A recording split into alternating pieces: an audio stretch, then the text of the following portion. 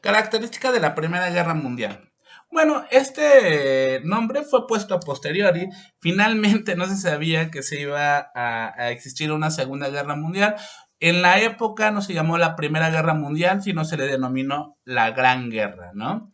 Este conflicto duró de 1914 hasta 1918. ¿Y cuáles fueron sus principales características? Bueno, fueron las siguientes. La gran extensión. ¿A qué nos referimos con la gran extensión? Pues bueno, recordemos que los países beligerantes no solo iban a ser aquellos que conformaran la Triple Alianza y la Triple Entente, sino también sus colonias, ¿no? Por ejemplo, de Inglaterra, no solo iba a ser Inglaterra como país quien iba a participar en la guerra, sino también todas sus colonias a lo largo de todo el mundo, principalmente de África y Asia. Por eso se le llama que es una guerra con gran extensión territorial. Ajá. Gran duración, 4 años. Fue una duración muy prolongada, desde 1914 hasta 1918. Y esto va a ocurrir principalmente por la industrialización, ¿sí? Porque ya las naciones ya no dependían únicamente de lo que producían agrícolamente, sino ya tenían una industria que hacía funcionar a su economía. Ajá. ¿Cuál va a ser la otra? Movilización general. ¿A qué nos referimos con eso? Donde ya no solo va a participar el ejército, sino también la población civil va a tener una participación muy importante, ya sea en la producción de armamento, pero también en la producción de alimentos que eran tan necesarios para que se alimentaran no solo en la nación, sino también en el frente de batalla. Ajá. La siguiente característica va a ser el uso de propaganda. ¿A qué nos referimos con esto? Bueno, si un país iba perdiendo o ganando la guerra, eso iba a ser lo de menos. Su ejército tenía que saber o tener conciencia de que iban ganando. ¿Por qué?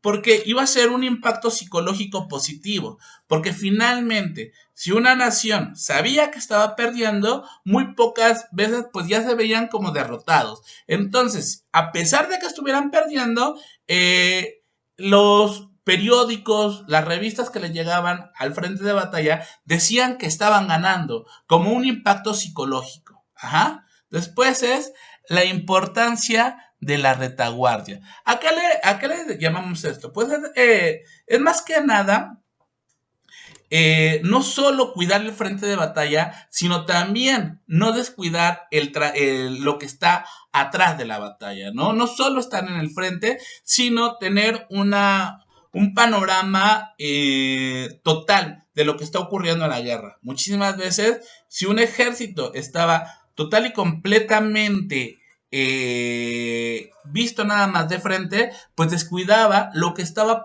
pasando atrás de él. Y esto era muy importante, tenerlo muy cuidado, porque si no lo cuidaban, finalmente podían ser atacados por el enemigo. Tal vez no por el que estaban atacando, pero sí por el que estaba atrás de ello. Por ejemplo, en Alemania, ¿no? Si tenían mucho interés en Francia, tenían que tener también cuidado quién estaba atrás de ellos, que era Rusia, porque si descuidaban la retaguardia, pues era muy posible que perdieran la guerra. El otro la última característica va a ser el armamento sofisticado. Pues esto va a ser muy importante. ¿Por qué? Porque este armamento se va a desarrollar desde la industrialización, porque los empresarios tenían muy claro que iba a existir un conflicto bélico. Entonces era muy importante tener la mejor tecnología en armamento, porque a lo largo de la historia siempre se nos ha enseñado que el bando que gana va a ser quien tenga un mejor armamento, porque ya no solo van a tener la superioridad de nombres, que muchísimas veces eso ocurría, sino también van a tener una ventaja increíble que va a ser la tecnología en el armamento. Pero esto se va a ver más claramente en la siguiente guerra que veamos, que ya regresaron de vacaciones en enero, que va a ser la Segunda Guerra Mundial. Cómo la tecnología en el armamento va a ser decisiva para que un bando gane o pierda la guerra. Ahora vámonos con las fases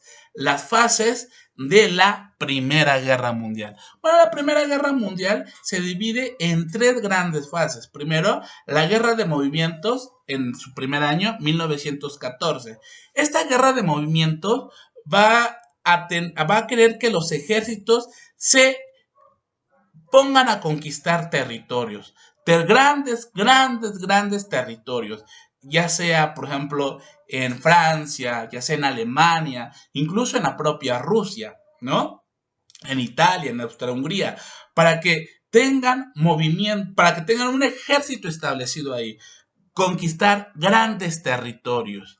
La siguiente es la guerra de posiciones, que va a ser de 1915 a 1916. Esta guerra de posiciones aquí surgen las trincheras, que son estas grandes zanjas donde los ejércitos se guaricen o se refugian para atacar el ejército. Y aquí ya no me importa conquistar grandes territorios, sino ir conquistando poco a poco los territorios, porque así podían ser más precisos. Ajá. Y la última va a ser el equilibrio y fin de la guerra, que va a ser de 1917 a 1918. Recuerden que, como ya les había comentado, Estados Unidos va a entrar en 1917 a la guerra.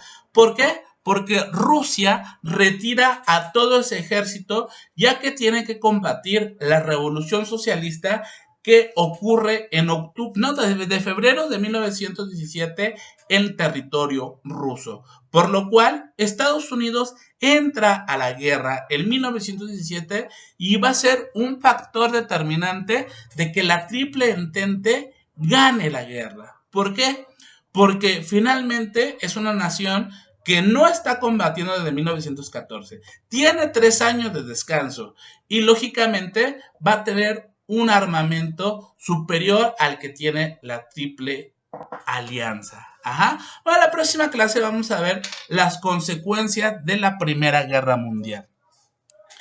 Como actividad van a realizar un crucigrama que está en Classroom, que lo van a realizar desde la página 75 a la página 79. Ahí están todas las respuestas del crucigrama que van a responder. ¿Ok? Bueno, esperando que estén todos ustedes muy bien, así como sus familiares y amigos. Se despide de ustedes su profesor de historia, Ángel Muñoz Cruz.